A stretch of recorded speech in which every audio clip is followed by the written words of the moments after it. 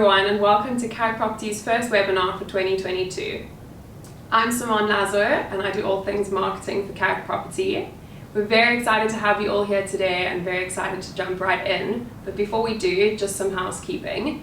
We encourage you to ask as many questions as you'd like, and if you'd like to ask a question, you can simply submit it in the top right hand corner of your screen. This webinar will also be recorded, so it will be distributed with you if you'd like to rewatch it or share it with anyone. And then just to introduce and welcome our panel, thank you to the three of you for joining us today. We have Scott Irving, General Manager of Carrick Property. We have Craig Featherby, Founder and CEO of Carrick Group. And we have Anthony Palmer, Group Commercial Director of Carrick Wealth. Thank you for joining us this morning, everyone. And then just to dive right in, Craig, the first question is for you. It's 2022, it's a new year. What does 2022 look like for you and the Carrick Group, and what are some of the biggest challenges that you think are facing your clients this year? 2022, Simone, it's all about excitement, it's all about repeating 2021. From a Carrick Group perspective, we had a phenomenal year last year. We were 35% up on revenue, 28% up on assets. We started an investment management business under Anthony Palmer's guidance. We were licensed and regulated in the UK through a company called Carrick Global UK Limited. We started a consulting business called Carrick Consult, and our South African and our other African businesses continue to thrive, which is absolutely fantastic. We have outstanding license applications for Kenya and Zambia.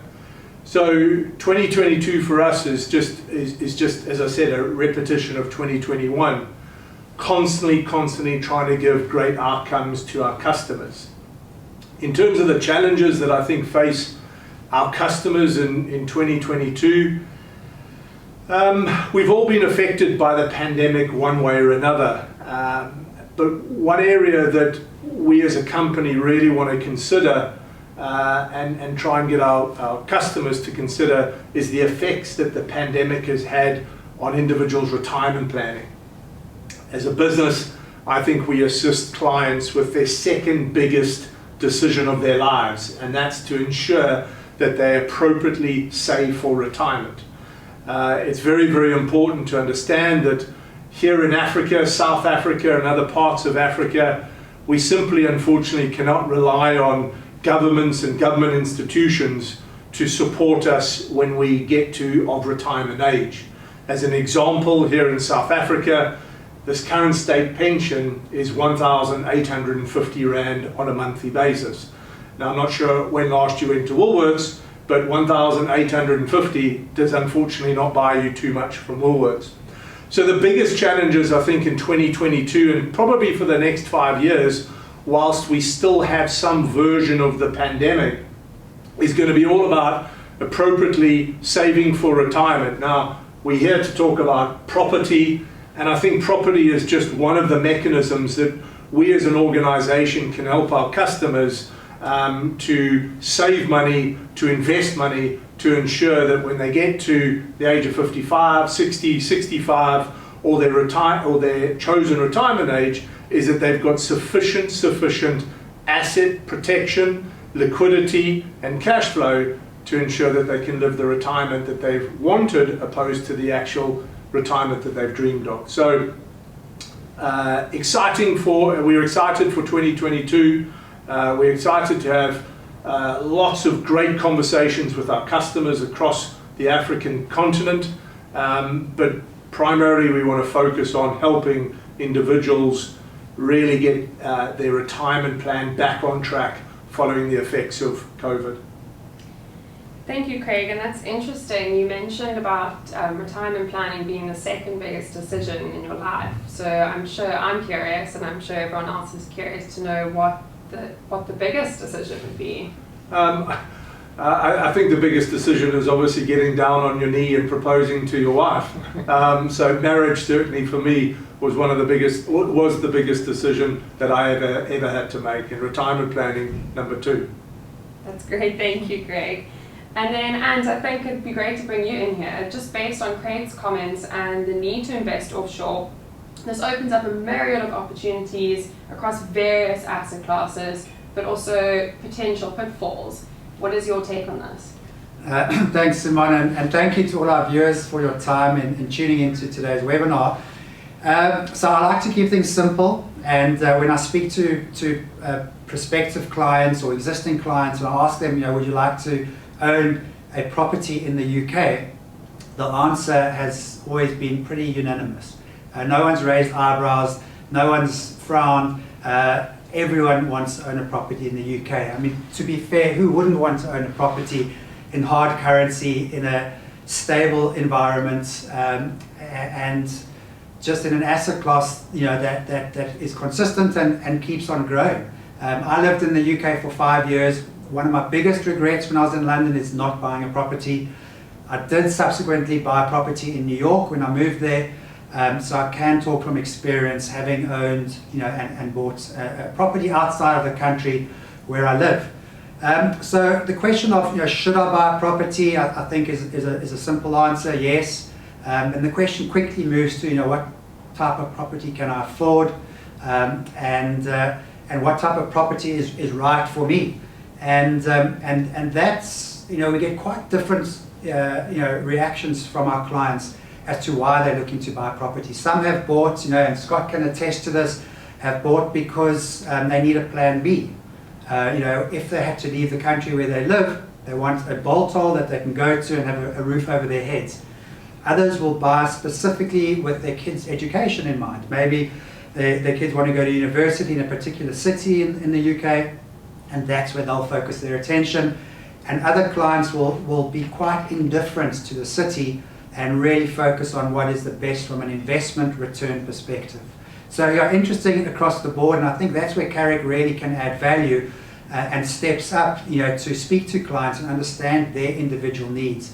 What city, what suburb, all the way down to what street makes sense for them, and also to talk to them about the different financing options. There are a lot of financing options out there, a lot more than are available in South Africa, as an example, and clients need to understand what their different choices are so that they make an informed decision. With property, leverage comes into play massively. It's underestimated, and the power of leverage is absolutely mind-boggling. If you can grow your portfolio by using other people's money, in this case the bank, through a mortgage, it really becomes a no-brainer to be able to sit and in 20 or 25 years have a paid-off property generating rental income in a hard currency. And to Craig's point, this is an asset that's supplementing your overall retirement planning. Retirement planning is important. We're all living a lot longer, and a lot of people haven't got sufficient planning. And having an asset generating rental income is just, utopia. That really is that injection of stability that I spoke about, and that consistency that really makes sense. And then just to top it off, owning property is an inflation hedge. It's a natural inflation hedge. So you have an escalation clause in your lease, and you can increase your rental. So as interest rates rise and inflation kicks in, which is a very hot topic at the moment, the world has gone from the lowest interest rates in the history of the world to now a rate rising environment. And inflation, assets that grow in an inflation environment are important. Clients like assets that are an inflation hedge, and property is a hedge. As inflation kicks in, your house price is going to increase over the long term, and as I mentioned, your lease and your rental can rise along with it. There's another debate. Clients often compare the more traditional assets to property. In my mind, it's a silly debate. It's not even worthwhile discussing, because any investment portfolio needs to be diversified. It's the first word and the most common word that financial advisors will use: diversification, diversification, diversification. And you need a nice blend of traditional assets such as equities and fixed income, and that's coupled or dovetailed beautifully with a nice property investment, each playing their specific role in a portfolio. And yes, you have to look at some of the downsides of property, one being, for example, liquidity. If I own a share and I want to sell it, I can do it on the same day to access my funds. If I own a property and I want to sell it, we all know it can take 2 to 3 months, if not longer. It's a process. So therefore, a nice, well thought through retirement plan with a balance of assets, including real, hard bricks and mortar property in your own name, really just does make sense. I'm sure, and thank you. And those are some great points that you made. I think, Scott, it'd be great to bring you in here now, looking at property specifically, offshore properties specifically. What is it that your clients should be looking for when they're looking to invest in property offshore? Thanks, Anne. I think taking on board with what Craig has said and Ant has said as well, and just talking from personal experience, I owned a property in London. I lived there for 7 or 8 years, and I had a really lucky scenario where my same tenant stayed the whole time, so it was really easy property to manage and run. So it really worked out well for me. I think you got to keep it simple. And if you think about your exposure to whether you're in South Africa or Malawi, wherever, and you own a local property, how did you go about getting that property, and what was the purpose of it? Was it for residential purposes to live in? Was it for a second property for investment, etc.? And what research did you do, and how did you go about doing that? So first of all, I would lean on previous experience, assuming you have it. If you don't, obviously the key factor is to start your research journey. Look at who the likes of ourselves are, who you can work with, to find out and do your due diligence. I think that's one of the key aspects. And when you start doing that due diligence, I think that especially for everybody that's on the webinar, you've got to look and say, what is Ant mentioned the secure jurisdictions that we look at and the locations. So you've got to look at things like population growth. Within those cities, what is the population growth? What is the age of the population growth? Who are the big employers? Who are the employers that are moving headquarters or relocating? What are the sort of regeneration projects that are happening in the city, from government, from local council, to infrastructure investments into rail or connectivity, etc. Those are all the kind of things that you look at, and even big major events, when they're hosting the Olympics, etc., etc. And what does that impact on that jurisdiction going forward in the years to come? So that would certainly be the first one for me. The second one would also be the direct local property market. So what has the previous past performance been of the property market? What is the forecasted growth? And you can look at it from a sales perspective, and you can look at it from a rental perspective as well. So you can look at, what has the sales performance been on year on growth perspective, and what is forecast? So is it 25% for the next 5 years as an example? And is it 7 or 8% for tenant perspective from a rental and management perspective? How is it going to play out? I think those are key aspects as well. When we look at supply and demand, that's another aspect which I think is key. When we look at certain things I suppose for me, one thing that I always look at is what are the units that are selling. So in terms of year on year. So if we look at the number of sales and exchanges that are happening, does the demand outstrip the supply, and is there a trend that's moving towards? Because that will normally be a key factor for me to look at how that market is performing from that perspective as well. And then working with somebody like ourselves, which is offering a full turnkey solution. So when we talk about the full turnkey solution, or what does that mean? That's talking about the full sales process and the full journey for a client.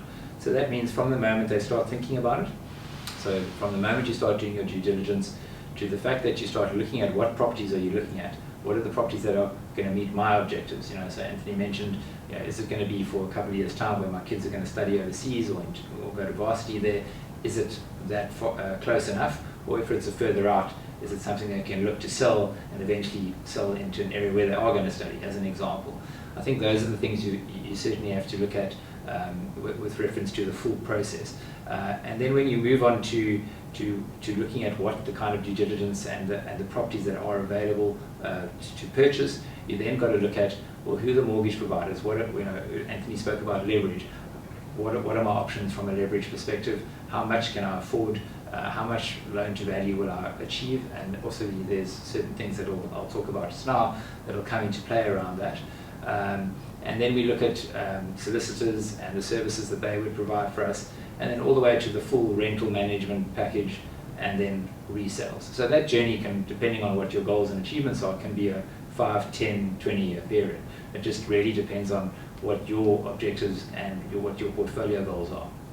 And then for me, the other one is obviously working with preferred partners. So I mentioned the service providers in terms of mortgages, solicitors, product providers. These are all relationships that we've worked really hard to establish with our partners, and we ensure that they are held accountable and they've got proven track records, and they offer a good quality product and a good service. So those are certainly something that you have to look at when you're looking out going into the market, to make sure you work with somebody you can trust and be accountable for what you're investing a significant amount of money, and you want to make sure that you're being looked after. So I think for me that's key. And then the key aspect which I mentioned, which is, are you going to leverage or not? Are you going to buy cash, or are you going to use the bank's money to make it a better option? And then looking at, that will depend on, again, which country you're in. It will depend on the region. It will depend on your personal profile. What is your current position, and that will determine whether you get a 50 or a 70% loan, and it can depend on whether you get a 3 or a 5%. It just depends on the challenges faced on an individual client, and that's obviously where we come in and support. So those are key things. And then lastly is the tax implications. You need to work with the likes of a Carrick Consult to understand, to make your tax aspects more efficient from that perspective, and make sure you've got the right structures in place, so that there are obviously agreements and that you're not double taxed, etc. And you need to show what those regulations are, and work with the relevant likes of tax consultants. So yeah, that would be for me the 6 or 7 options that I certainly would look at as a minimum when I'm going into investing a property abroad. Scott, if I can jump in here, I'm talking about supply and demand. I'm always blown away when I look at the presentations of just how much demand there is in the UK. Just give us a sense of that from your experience. Yeah, I mean it's quite staggering actually. Depending on, when you look on a national average and you look at supply and demand from a short supply perspective. I mean we're seeing numbers from in 300,000 plus. They just can't build fast enough. So when you look at those numbers, and those are forecasts predicting that they'll need to come into sort of 2032. They still need to build another. I think the number was 344,000 homes, of which 40% are apartments, as an example. So that's where the demand outstrips the supply component comes in heavily, and that's why it's important to look at property is cyclical. So you've got to look at where are markets more mature, and where are markets sort of up on the rise, and that's where the opportunities will lie. 100%. Thank you, Anne, for asking that. That's a really fascinating stat. Just before we move on to the next question that I have for you, Scott, just a reminder to our audience to please submit any questions that you have, and we will get to them towards the end of this webinar. So just listening to Anne and Scott, the points that you mentioned, I'm sure both of you can agree, and you too, Craig, there's a lot to consider when investing offshore, and in this case specifically property, as you mentioned, Scott. It's a really big decision to make. It's also a very important decision to make. So as the general manager of Carrick Property, maybe you can just give us an idea of how Carrick Property fits into this space. Yeah, I think it's a great question, because I think that what we try and do as an example is hold your hand through the whole process. I think I used the word accountable, and you've got to have somebody that you can go to and say, the service provider isn't doing what I asked, or they, etc., etc. And obviously with our preferred partners, we don't, we hold them accountable. But nothing's perfect, and there are going to be bumps in the road, and we've got to make sure that we're there to support you. So, from our perspective, it's taking you through that whole process, and so that you get ready. So from the moment that you have decided that you're going to go on this journey and do it, we'll take you through that process, so you understand what I've got to do once I've chosen my property and pay your reservation, what documents you're going to need, what are you going to need to get it to the next phase, which is the exchange, and then at what point when it goes to a completion phase, what am I going to need, and we'll make sure that, because in some cases these are developments that'll take 2-3 years to complete, and that's a long way to hold your hand for that period, and we want to make sure that you're getting regular updates from the build development, and making sure that you're kept in the loop as to what's happening with your property and how it's performing, in terms of you're putting in X amount of money for a period of time. before anything's built, as an example, and you want to make sure you're getting a good return on your equity and how is that performing in the current marketplace. So, from our perspective, it is the full, I suppose, from a hospitality perspective, and we're looking at the whole full solution to make sure that we hold your hand through the whole process and comfort you that you're in the right hands. Yeah, what's important is we don't just look at the upside. It's easy to get emotional and buy a property, and some investors don't focus enough on the downside and what can go wrong. Yeah. We've got an investment committee that scrutinizes in detail and does a full diligence on every single project. We asking those questions. We're making sure that the construction companies and the developers are top in the UK. We making sure that the financing all lines up, which gives our clients a lot of peace of mind that it's gone through that level of scrutiny at Carrick. Sorry, Simon, can I just ask a quick question, which I'm sure lots of the attendees are probably thinking about as well, and to both yourself, Ant and Scott. As a property owner, both primary and investment, one of the biggest issues that I've always had is tenants and problems with tenants. We're talking today about a rental property in the UK which happens to be 12.5 hours flight from where we are today. Who's going to look after my property? Who's going to manage the rent? Who's going to manage this whole process? Because for me, that would be one of the reasons why not to do it. Is that a problem? Are we experiencing problems at the moment? No, I think it's a great question, because obviously it's the day-to-day running of the property and the management of it. The typical, even during the likes of the previous COVID period we've had and gone through, we've actually found people have made wise decisions in terms of contacting their landlords early and saying to them, look, we're going to struggle to pay the rent, or etc., or we're going to make a plan, etc. And so from that perspective, where those things have happened, the rental management companies have been great in keeping us informed, and obviously it is your property, so you're going to be the first point of call with the client. So it's not a complete hands-off. There is some work to do, and I think it's no different to how if you own an investment property in South Africa. But it is what we push for is a full rental management component. It's to make sure that the only call you get is, okay, we need to replace the carpet because there was a leak or something like that. It's there are going to be those problems that you have with any property. If you live in a property, when the geyser goes. These are by nature, over time, they will have wear and tear. And we've just got to make sure that we say to them, as an example, I often we'll have some of our savvy investors will take 11 months of the rent as a gap, and they'll keep that 12 month there just in case there's any shortfalls or anything like that. So it's really just about planning. It's about trying to see what's coming, and the most important thing really is about tenant selection. It's about choosing the right tenants. It's about making sure that they go through that the full test, checking that their references, going through those processes, and making sure we've got the right profile tenant. And what we are seeing in a lot of the developments that we are involved in, they are premium developments.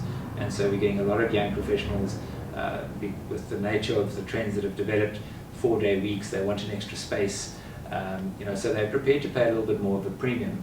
And therefore we are getting a better quality of tenant that we've seen, and hopefully that answers your question. Yeah. But just to summarize, if the toilet breaks, Yeah. is the owner getting the call, or is the managing agent getting the call? No, on a full management perspective, the rental agent will manage that. Okay, and the rental agent's finding the tenant, signing the lease, collecting the rent. Yeah. Okay. Manage everything through. Yeah. Great, thank you. So we actually have quite a few questions that have come through, and thank you for submitting them. We will try to get to as many as we can. We are conscious of your time, so if we don't get to your question, please feel free to reach out. We're happy to engage. The first question that I've seen, great question, is who is buying or investing at the moment? Yeah, well, I mean, that's an interesting question, because it depends on which country they came from and what their objectives are.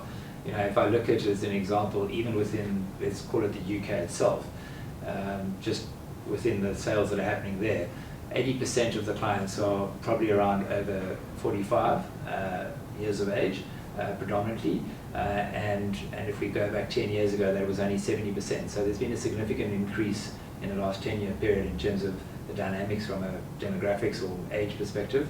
And when we look throughout Africa and some of our clients there, on average they probably are over 40 and around 45 to 55 on average. That's what we are seeing in terms of right across the border in terms of all race and creed. It doesn't matter. That's the age dynamic. And are you seeing the most demand in 1, 2, 3 bedrooms?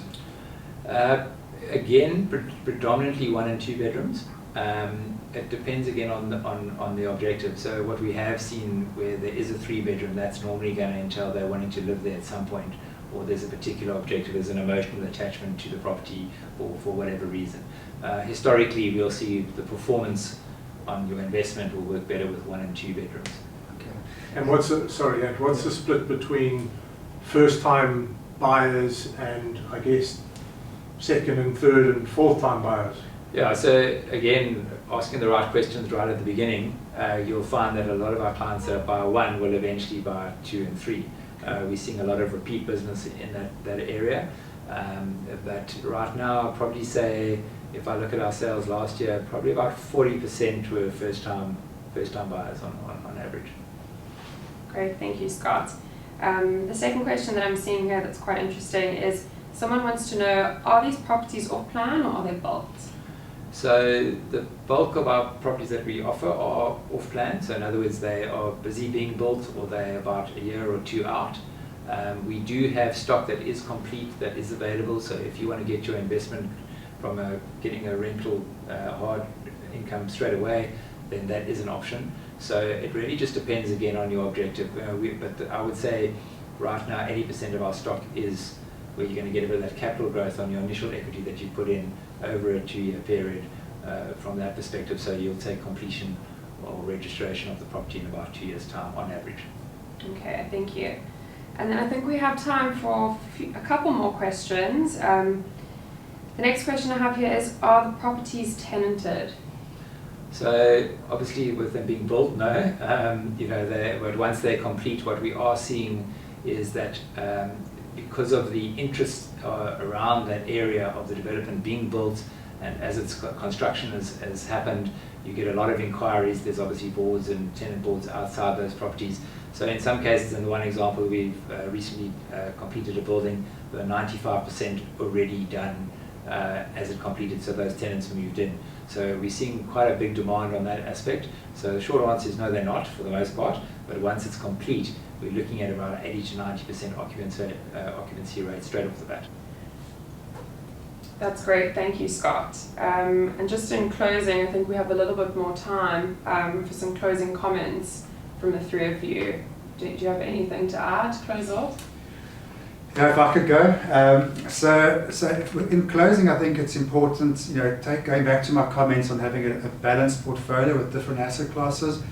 It's important to make sure that all the assets are structured correctly before you even look at the underlying investments. And that's what Carrick really, how we set ourselves apart, is that we first look at ownership structure. And it's so important from a taxation, succession planning, asset protection perspective, as I mentioned.